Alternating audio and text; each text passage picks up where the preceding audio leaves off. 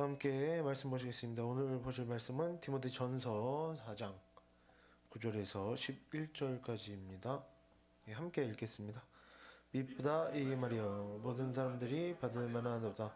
이를 위하여 우리가 수고하고 힘쓰는 것은 우리 소망을 살아계신 하나님께 도미니 모든 옳게 믿는 사람들의 구주시라. 너는 이것들을 명하고 가르치라. 아멘. 이제 9절부터 10절 앞부분까지를 좀 먼저 보겠습니다. 이렇게 나옵니다. 제가 읽겠습니다. 미쁘다 이 말이여 모든 사람들이 받을 만하도다. 이를 위하여 우리가 수고하고 힘쓰는 것은, 여기까지만 먼저 보면 우리가 이를 위하여 우리가 수고하고 있다. 무엇을 위해서입니까? 이 말이 모든 사람 이 말이여 모든 사람들이 받을 만하도다. 그러니까 이 말을 모든 사람들이 받도록 우리가 수고하고 있다라는 거죠. 그러면 이 말은 뭔가? 우리가 지난주까지 봤던 내용들이죠. 뭐가 나왔었습니까? 망령되고 허탄한 신화를 버리고 경건에 이르도록 우리가 연단해야 된다. 연습해야 된다. 운동선수들이 운동하듯이, 훈련하듯이 우리 성도들이 신앙생활에 있어서 훈련을 잘 해야 된다. 이런 내용이었죠. 그래서 이러한 내용을 우리가 훈련해야 된다. 이런 내용을 모든 사람들에게 전하기 위해서 뭐라고 합니까? 우리가 수고하고 힘쓴다.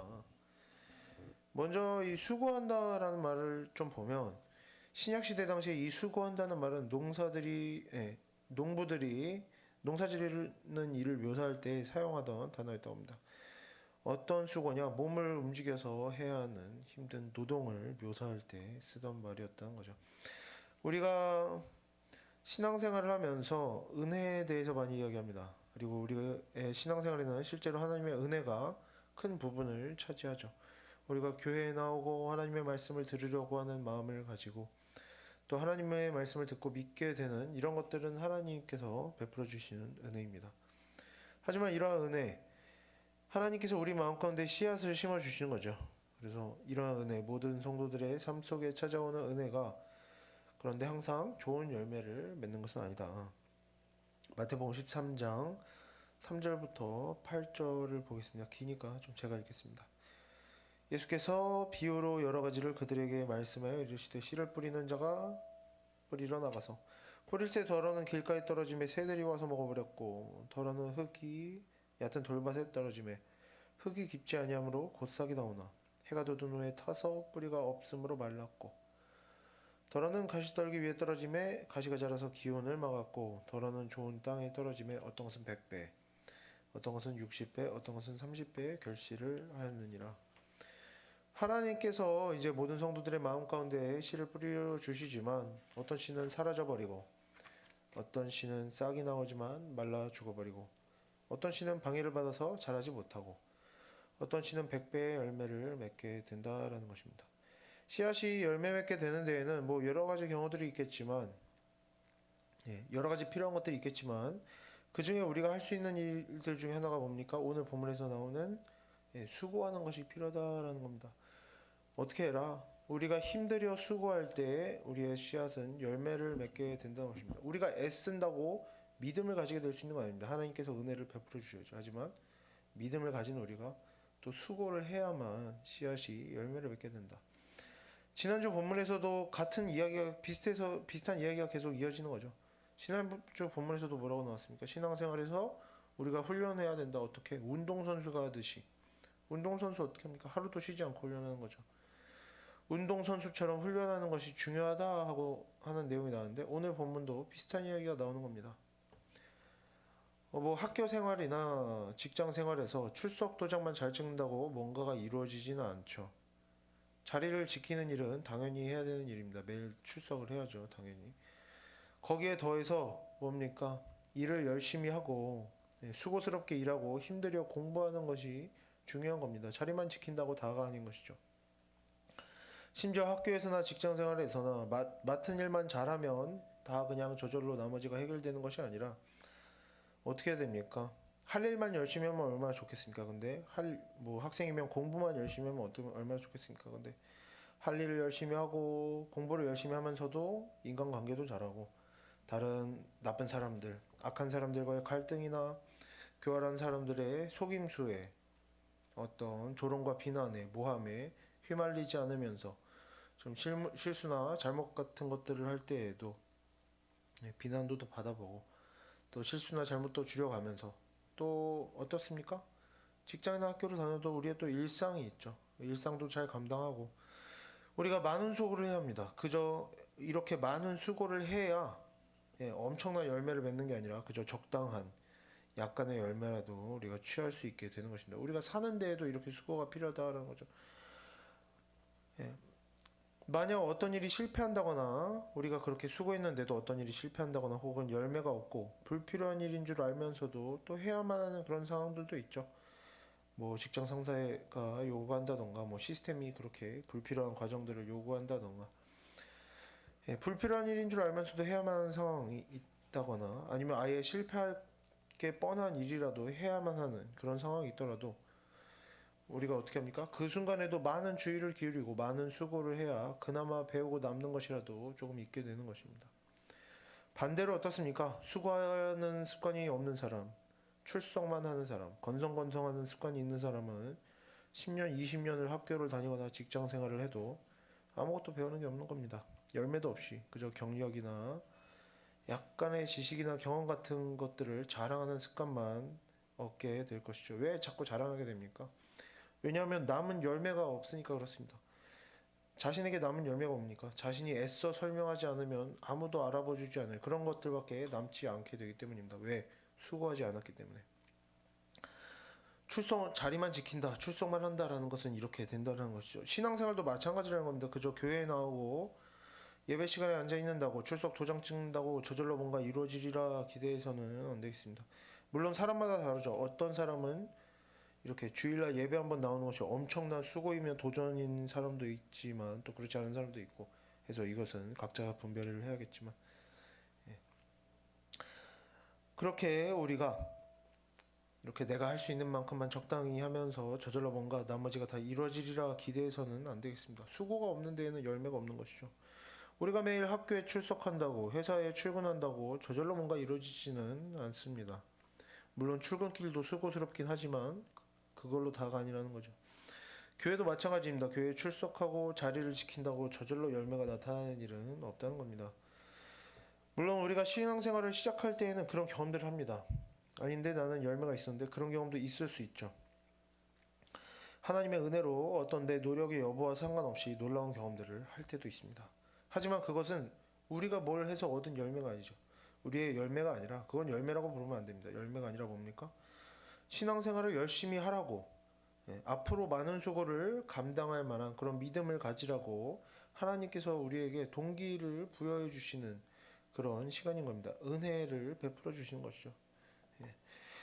그래서 그렇게 하나님께 많은 은혜를 받고 누리면서 우리의 신앙이 자라가야 된다는 겁니다. 그래서 은혜를 받고 누린 후에는 우리가 어떻게 됩니까? 이제 우리도 힘을 들이고 수고하여야 합당한 열매를 얻을 수 있게 되는 것이죠. 하나님의 마음에 합한 사람이 되고 하나님과 동행하는 인생이 되려면 우리의 기도가 하나님께서 들어주시고 이루어 주실 만한 기도가 되도록 하려면 거기에는 반드시 우리가 우리 자신의 지난주에도 얘기했듯이 보니까 우리 자신의 말을 바꾸어가고 우리 자신의 행동을 바꾸어가고 그런 수고스러운 노력들이 우리의 습관을 고쳐가는 수고스러운 노력들이 오랜 시간 부어져야만 하는 것입니다. 똑같은 거죠. 뭐 학교에서 하루 열심히 일했다고 공부했다고 뭐가 나오지 않죠. 회사도 마찬가지입니다. 뭐 일주일 열심히 일했다고 뭐가 나오진 않습니다. 신앙생활은 더 그렇겠죠. 우리가 하나님의 일은 더 중요하다고 하지 않습니까? 하나님의 일이 더 가치 있다면 더 많은 수고가 필요한 겁니다. 다음으로 계속해서 10절을 보면 수고하고 다음에는 힘쓰는 것이라는 단어가 나옵니다. 이 힘쓰는 것이라는 단어는 이제 운동선수가 어떤 경기에서 다른 사람들과 경쟁하는 일을 묘사할 때 사용하는 헬라어 단어입니다.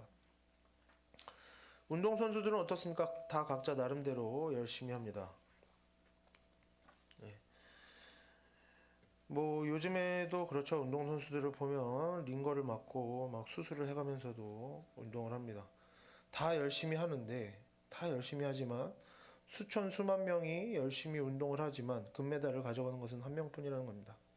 이겨야 가져가는 것이죠. 열심히 한다고 가져가는 것이 아닙니다. 이겨야 가져가는 것이고 그 외 나머지 모든 사람들, 열심히 했지만 진 사람들은 어떻게 해야 되는 겁니까?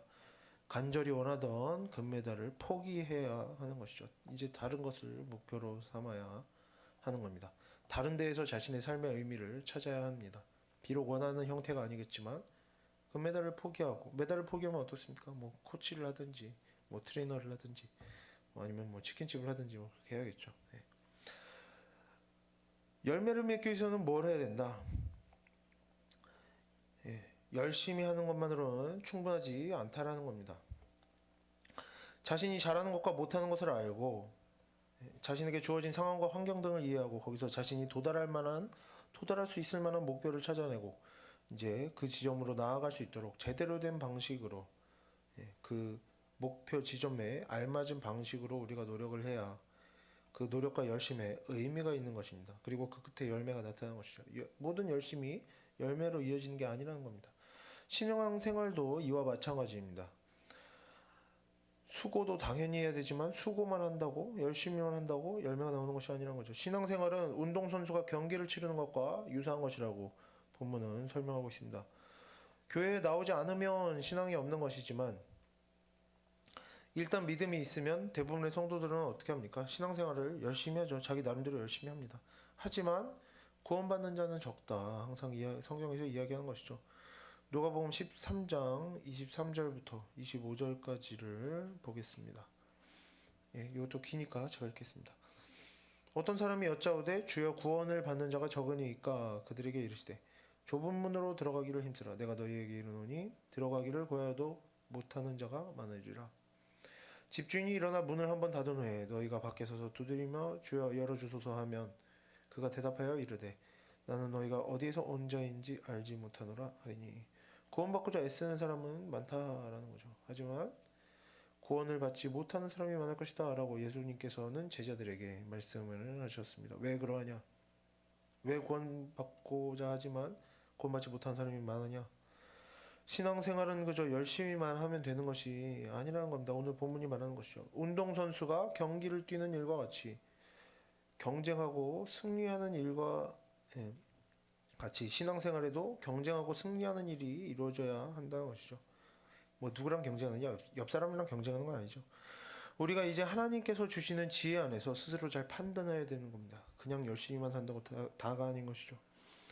스스로 잘 판단해서 우리에게 주어진 선한 일을 열심히 하고 선한 일과 쓸모없는 일을 분별하고 선한 말을 하고 선한 행동을 하면서 우리의 잘못된 습관들을 버려가면서 우리의 신앙이 자라가도록 애쓰기 시작하면 뭐 이렇게 그래서 어떤 이렇게 열심히 신앙생활을 하기 시작하는 그런 지점에 오면 그때부터 우리의 신앙생활이 이렇게 뭔가 탄탄대로 올라서 쭉쭉 나아가면 좋겠지만 또 그렇지가 않다는 겁니다.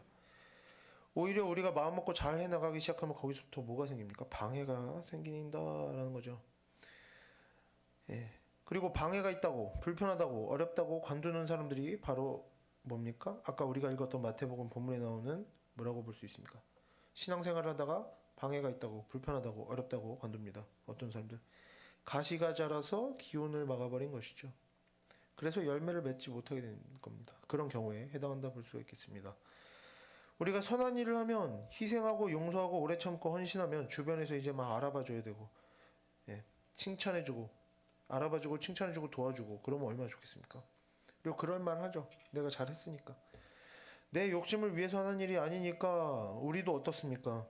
희생하고 그런 선한 일을 하면서 내 욕심을 위해서 하는 일이 아니면 칭찬받고 도움을 받아도 어떻습니까? 당연히 받아야 하는 것을 받는 기분이 들고 고마움보다는 뿌듯함이 생길 것입니다. 왜? 내가 잘해서 받는 거니까. 내가 한 것 없이 받으면 고마운 거죠. 근데 내가 잘해서 받았으니까 뿌듯한 겁니다. 그런데 현실에 만약 그렇지가 않다는 거죠. 방해가 있습니다. 하나님 뜻대로 살지 못할 때 오히려 다투고 분노하고 자랑하고 거짓말하고 희생함이 없고 이기적인 모습으로 살아갈 때에는 잘 없던 일들이 심지어 양보하고 희생하고 자랑하지 않고 생색내지 않고 다른 사람들을 칭찬하기 시작하면 안 좋은 일들이 나타나기도 합니다.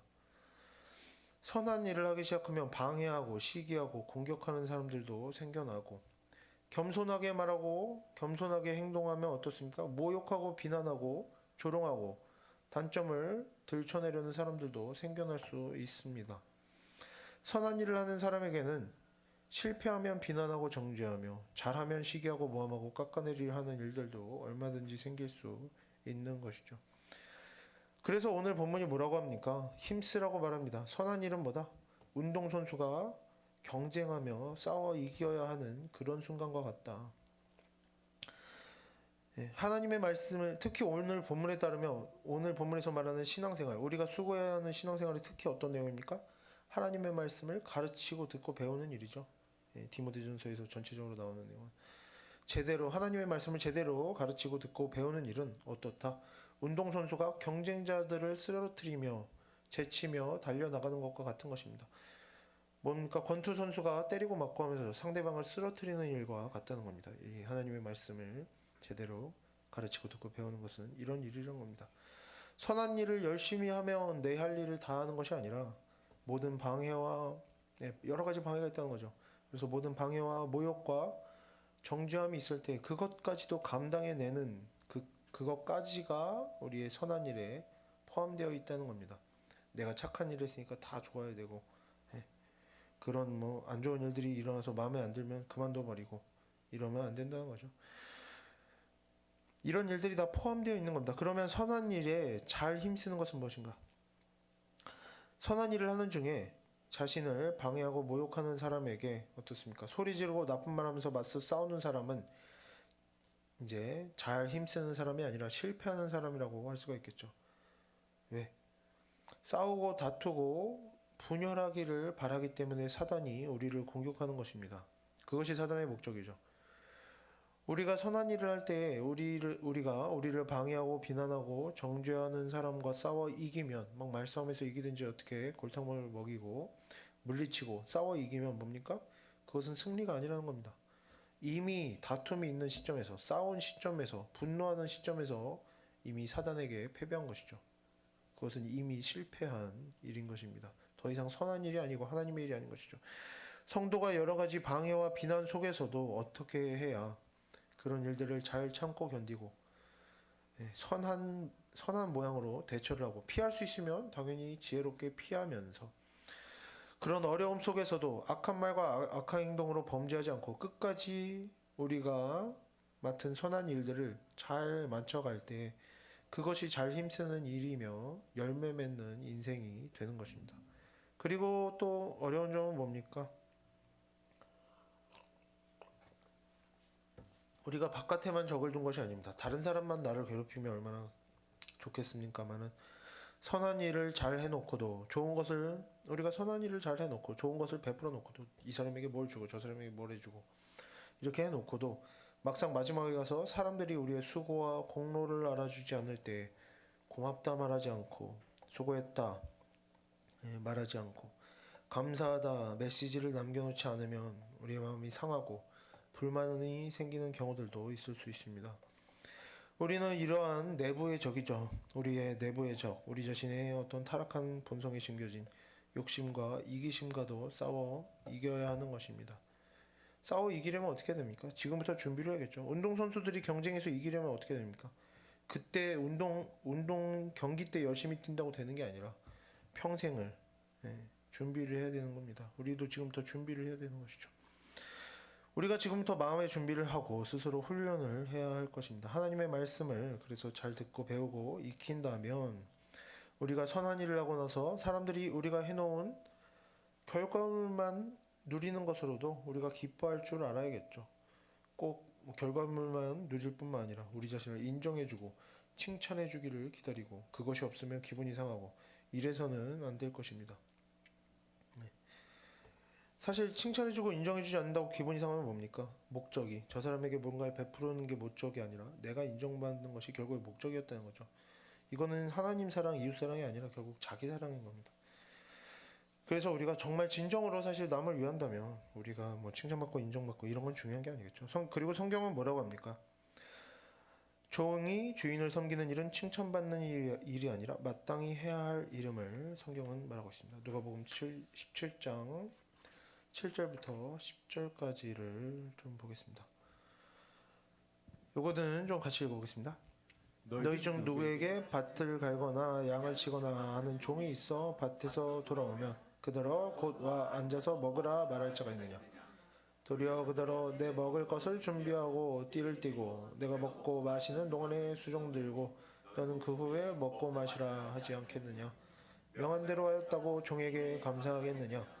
이와 같이 너희도 명령받은 것을 다 행한 후에 이르기를 우리는 무익한 종이라 우리가 하여야 할 일을 한 것뿐이라 할지니라. 아멘. 그리고 마태복음 6장 1절부터 4절까지 제가 읽겠습니다. 5절부터 보겠습니다. 사람에게 보이려고 그들 앞에서 너의 의를 행하지 않도록 주의하라. 그리하지 아니하면 하늘에 계신 너희 아버지께 상을 받지 못하느니라. 그러므로 구제할 때 외식하는 자가 사람에게서 영광을 받으려고 회당과 거리에서 하는 것 같이 너희 앞에 나팔을 불지 말라. 진실로 너희에게 이르노니 그들은 자기 상을 이미 받았느니라. 너는 구제할 때 오른손이 하는 것을 왼손이 모르게 하여 내 구제함을 은밀하게 하라. 은밀한 중에 보시는 너희 아버지께서 갚으시리라. 우리가 선한 일을 함에 있어서 어떻습니까? 밖에 있는 적과 싸워 이길 뿐만 아니라 우리 안에 있는 적과 싸워 이기기 위해서도 힘써야 할 것입니다. 우리가 선한 일을 하되 가능하다면 사실 우리는 어떻게 됩니까? 다른 사람들에게 오히려 칭찬받지 않도록 애써야 되는 겁니다. 가능한 한 드러나 보이지 않도록 애써야 할 필요가 있는 것이죠. 선한 일만 하는 데에 집중한다. 나는 칭찬받는 데에 막 어필을 하지 않고 내 일만 열심히 했다. 여기서 멈추는 것이 아니라 어떻게 이제 드러나지 않도록 고의적으로 노력하는 것도 이제 오히려 더 덕이 되는 일을 할 수가 있겠죠. 성경적인 일을 할 수가 있겠습니다. 우리가 그렇게 겸손으로 사랑으로 이웃을 섬길 때 하나님께서는 우리가 한 일을 모른다 하지 않으실 것이고 우리가 사람에게 드러나지 않을 때에 어떻습니까? 우리가 선한 일을 하고도 사람들 앞에서 영광받지 않을 때에 오른손이 하는 것을 왼손이 모르게 할 때에 하나님께서 그 모든 일들을 우리에게 알아주시고 우리에게 차고 넘치게 갚아주실 것이라 믿습니다. 이제 넘어가서 10절 뒷부분을 좀 보겠습니다. 뒷부분에 이렇게 나옵니다. 우리 소망을 살아계신 하나님께 두미니 곧 모든 사람 특히 믿는 자들의 구주시라. 여기서 먼저 살아계신 하나님이라는 표현은 앞에서도 설명을 했었죠. 주로 어떤 표현과 같이 나온다 성경에서 심판하시는 하나님과 함께 등장하는 표현입니다. 구약에서는 계속 그렇게 등장하는데 신약에서는 이것만 사용이 되죠. 그래도 이제 사도 바울도 유대인이고 하니까 우리가 이런 식으로 이해를 해볼 수가 있는 겁니다. 아, 이런 맥락에서 이야기하려고 하는구나. 하나님의 심판을 말하고 싶어 하는구나. 종말, 심판을 포함한 모든 종말에 대한 이야기겠죠. 그래서 우리 소망을 살아계신 하나님께 둔다는 것은 뭡니까? 우리의 소망이 언제 있다? 오늘 선한 일을 하면 우리의 소망이 오늘 인정받고 열매가 오늘 나타나고 이것이 중요한 것이 아니라 우리의 소망이 어디 있다는 겁니까? 심판의 날에 있다는 것과 같은 의미다라고 보면 되겠습니다. 우리가 선한 일을 하면서도 방해받고 비난받고 여러모로 많은 애를 쓰면서도 악한 일을 당할 때 그래도 우리가 악한 사람들을 선으로 대하고 모욕하고 비난하는 자들에 대해서 인내함으로 반응하는 이유가 무엇이냐? 우리가 이렇게 선한 일을 하기 위해서 많은 수고를 감당할 수 있는 이유가 무엇입니까? 살아계신 하나님께서 심판의 날에 모든 죄에 대하여 모든 벌로 모든 선한 일에 대해서 상으로 갚아주실 것임을 우리가 믿고 기대하기 때문에 오늘을 참고 인내하며 선을 행하며 낙담하지 않고 살아갈 수가 있는 것입니다. 그래서 우리는 지금 당장 모든 좋지 않은 일들에 대해서 맞서 싸울 필요가 없는 것이죠.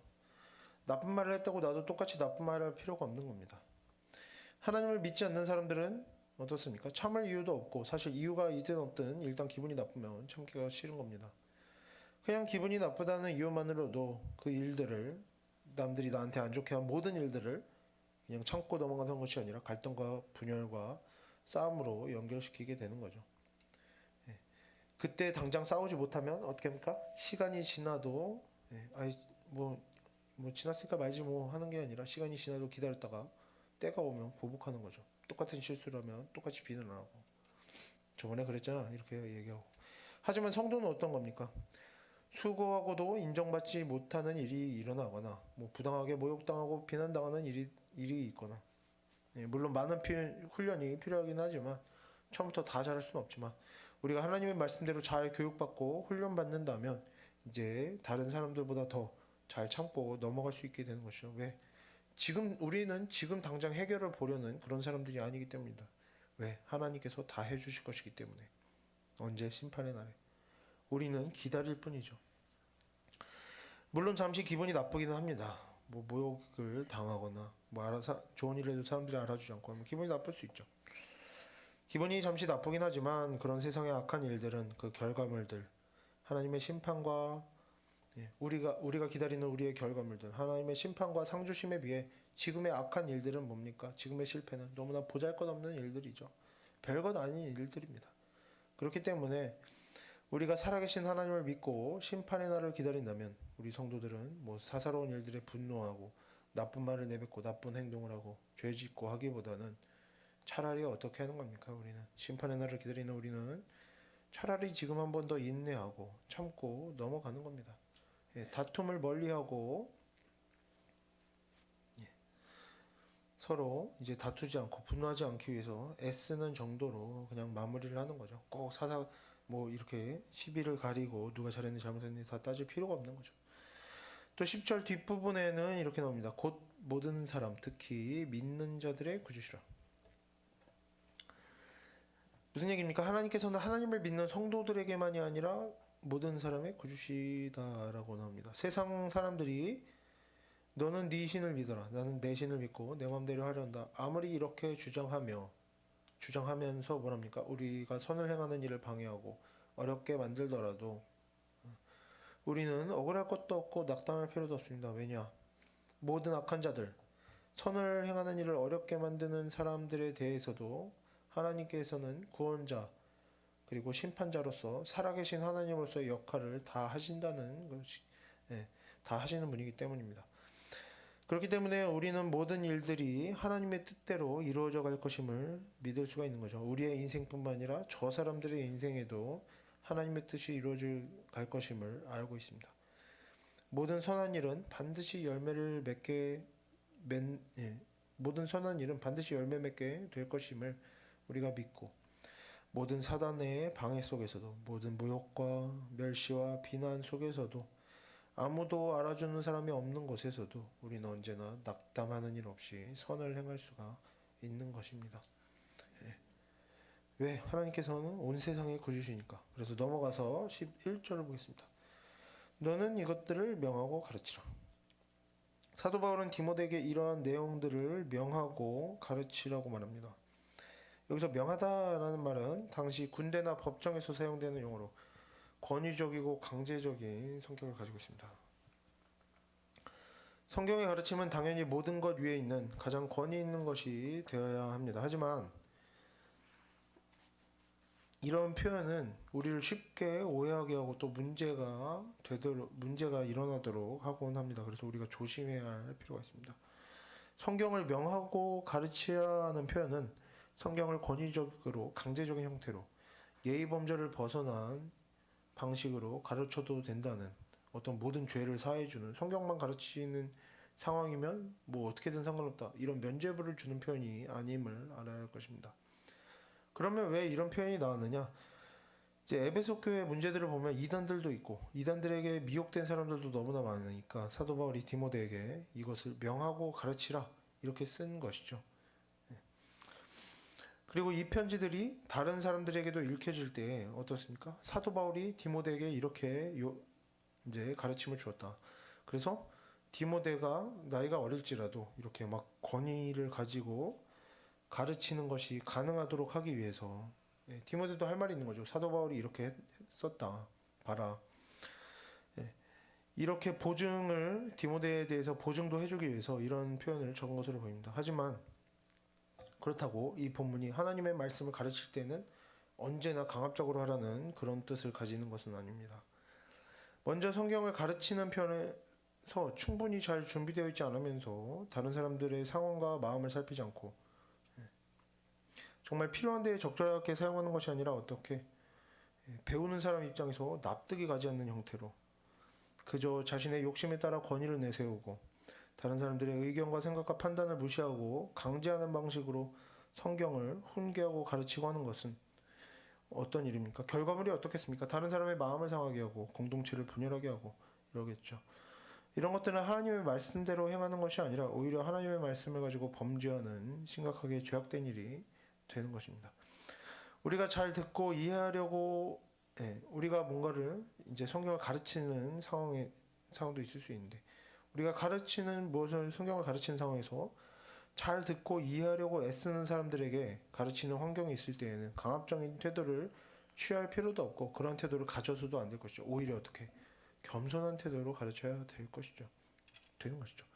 우리는 가능한 한 언제나 상황이 허락한다면 언제나 겸손하게 사랑하는 마음으로 사람을 대해야 합니다. 하지만 디모데전서에 나타나는 문제들 앞에서 성경을 어떻습니까? 디모데전서는 뭡니까? 사람들이 성경을 안 보고 하나님을 안 믿는 게 문제가 아니었죠. 어떻게? 성경을 자기 맘대로 해석해서 방탕하게 생활하거나 금욕적인 생활을 하거나 지나치게 금욕적으로 굴거나 뭐 이단들이 있거나 또 어떻습니까? 하나님의 말씀은 좋긴 하지만 뭐 현실은 그렇지 않아 이러면서 하나님의 말씀과 일상을 따로따로 나누려고 하는 사람들이 있었는데 이런 경우가 있다면 사람들의 생각과 마음을 거슬러서라도 뭔가 강압적인 태도로라도 우리는 하나님의 말씀을 전해야 할 필요가 있다라는 겁니다. 지금 디모데전서에 나오는 이런 환경에서 우리는 명하고 가르쳐야 한다는 거죠. 하지만 뭐 이런 이단적인 신앙, 잘못된 신앙들을 비판하며 하나님의 말씀을 단호하게 전할 때에도 우리의 태도에 언제나 조심하는 마음이 당연히 또 있어야 할 것입니다. 저 사람들이 잘못하고 있다고 내가 저 사람들을 막 괴롭혀도 되고 그런 것은 아니죠. 이렇게 뭔가 성경의 권위를 내세워라 뭐 이런 표현들은 너무나 우리에게 쉽게 범죄하는 일이 되어버립니다. 그래서 매우 조심해야 할 것입니다. 그리고 이미 우리가 교만한 마음을 가진 상태가 된다면 이미 교만한 마음을 가지고 있다면 아무리 하나님의 말씀을 우리가 뭐 가감없이 전한다, 힘있게 전한다, 뭐 권위있게 전한다 하더라도 교만한 우리의 입에서 나가는 말은 어떻습니까? 다른 사람들의 마음을 하나님께로 돌이키지도 못하고 자신의 악한 마음도 스스로 발견하지도 못합니다. 그래서 결국에는 하나님의 말씀을 이쪽에서 전하고 저쪽에서 들으면서도 서로 마음도 상하고 범죄하게 되고 그 모든 일들은 아무런 열매 없이 끝나게 되는 것이죠. 그래서 언제나 우리가 조심스럽고 겸손한 태도가 또 필요할 것입니다. 하지만 이런 것들이 필요한 상황도 있다. 하지만 그런 상황에서도 우리가 어떻게 범죄하지 않도록 항상 자신을 돌아봐야 하겠습니다. 하나님의 말씀은 누구나 들어야 하고 하나님의 일은 누구나 해야 합니다. 그리고 누구나 좋게 여겨야 마땅한 일입니다. 내가 선을 행할 때에도 좋게 여겨야 되지만 다른 사람이 선을 행하는 것을 볼 때에도 당연히 좋게 여겨야 됩니다. 하지만 실제 하나님의 일을 하는 데에는 많은 방해와 많은 수고와 많은 괴로움을 견뎌내는 일들이 동반되어진다는 것입니다. 현실이 그렇다는 거죠.